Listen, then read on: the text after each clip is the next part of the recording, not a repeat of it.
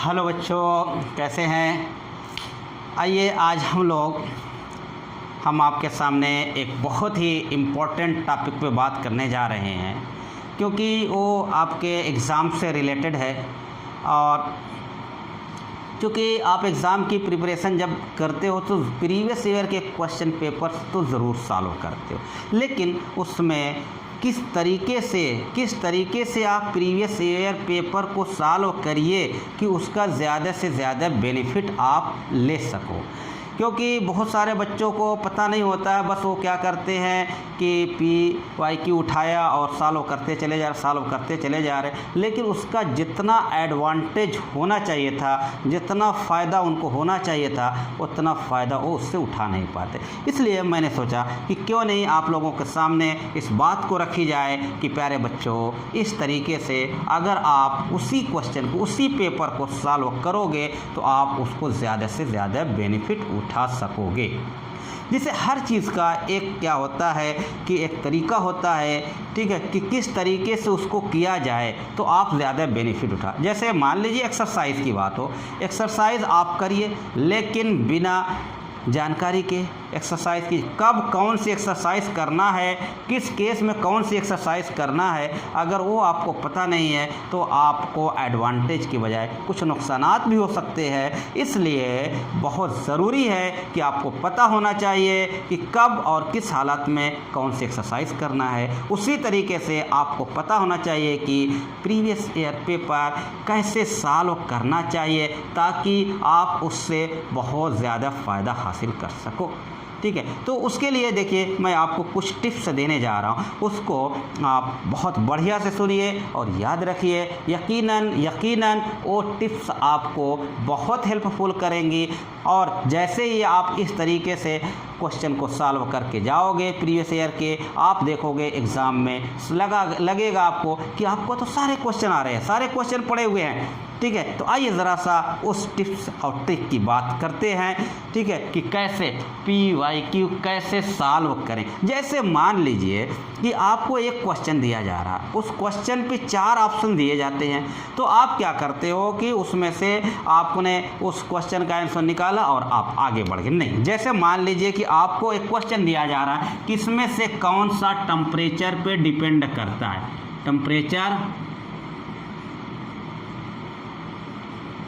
Dependent है, कौन सा टेम्परेचर डिपेंडेंट है। और मान लीजिए कि ऑप्शन में मोलरिटी है, मोलरिटी, और दूसरा है मोलैलिटी, और तीसरा है मोल फ्रैक्शन, और मान लीजिए कि चौथा है मास परसेंटेज।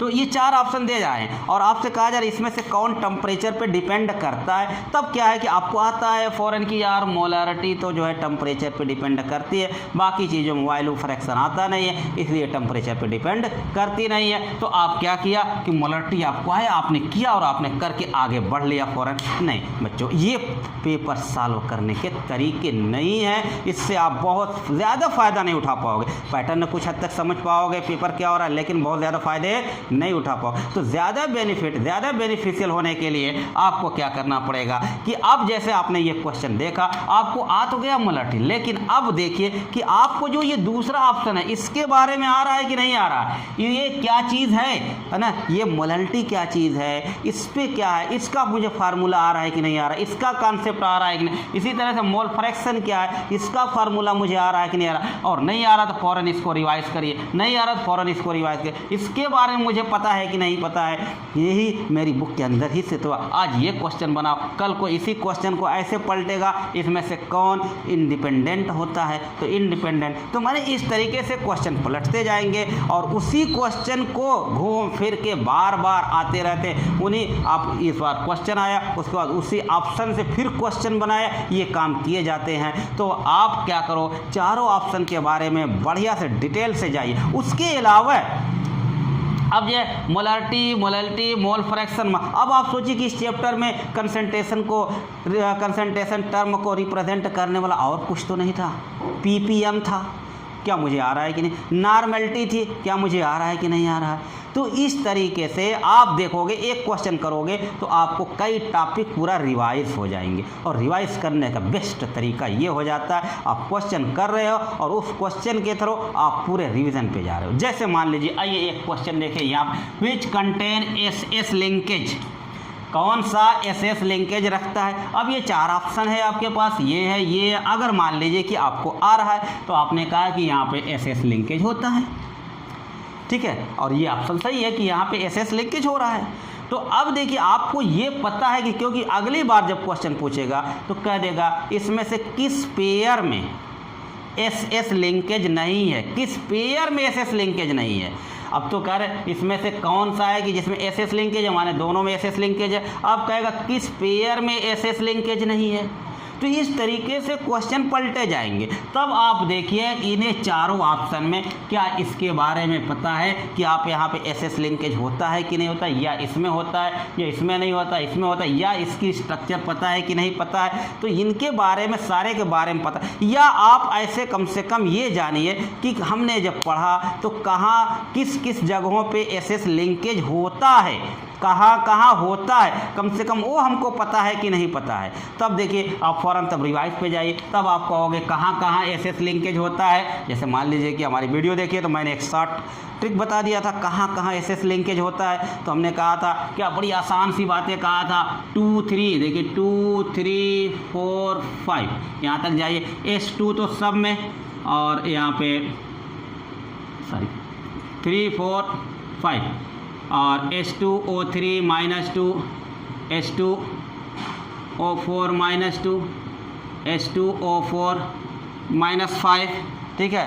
और इसी तरीके से H2O6 -2। तो 1 यहाँ से करते थे, 2 3 4 5 और 6 है, माने सब में H2 सब में तो कॉमन था। उसके बाद ऑक्सीजन 3 4 5, इन 4 जगहों पे एस लिंकेज होता है। उसके अलावा फिर मैंने एक बता दिया था SO4, क्यों SO4O6 -2 में एस लिंकेज होता है। तो आपको ये पता हाल में होना चाहिए कि यहाँ पे 5 जगहों पे एस लिंकेज। अगर आप जैसे ही इस क्वेश्चन को देखा तो आपने देखा कि मुझे वो पता है कि नहीं पता है, क्या मैं भूला तो नहीं उस कॉन्सेप्ट को, तो फ़ौरन क्या, अगर नहीं याद है तो फ़ौरन रिवाइज पे जाइए।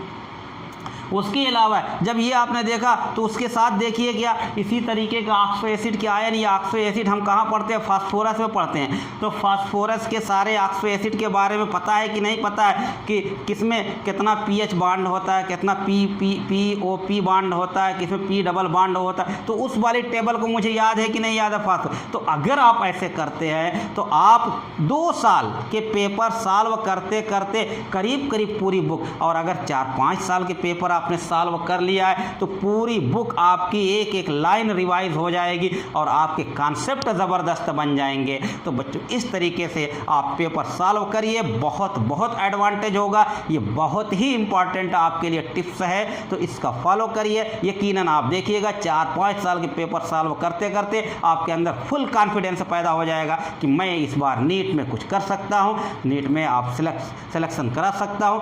और अगर परेशानी हो रही पेपर इस तरह से सॉल्व करने के लिए, तो मैंने बहुत सारा जो है आपको कम से कम 15 से लेकर 19 तक के पूरे क्वेश्चन पेपर को मैंने इसी तरीके से सॉल्व कराया है। आप देखोगे एक एक टॉपिक से आधी आपको थ्योरी, आधी बुक की थ्योरी को मैंने पूरा रिवाइज करा डाला है, केमिस्ट्री की जहाँ तक बात है। और ऐसे ही आप फिजिक्स भी सॉल्व करिए, ऐसे ही बायो भी सॉल्व करिए। चारों ऑप्शन पे जाइए, चारों ऑप्शन का डिटेल देखिए, आपको पता है कि नहीं पता, नहीं पता तो फ़ौरन रिवाइज करिए, बहुत बहुत बेनिफिट उठा सकोगे। अगर आप 16, 17, 18, 19 इन सब के पेपर सॉल्व कर रहे हो, प्रॉब्लम आती है तो हमारे चैनल केमिस्ट्री कॉन्सेप्ट पे वीडियो सब अपलोड हैं, वहाँ पे प्रीवियस ईयर नीट पेपर की आपको के नाम से जो है आप देखेंगे प्लेलिस्ट बनी हुई है, वहाँ पे सारे पेपर आपको मिल जाएंगे, किस तरीके से सॉल्व किया गया है, आप बहुत बेनिफिट उठा सकोगे। ठीक है बच्चों, थैंक यू। फिर इसी तरीके से कुछ और आपको टिप्स लेके आएंगे कि किस तरीके से आपको एग्ज़ाम में जाना है, किस तरीके से सॉल्व करना है। थैंक यू बच्चों, सो मच।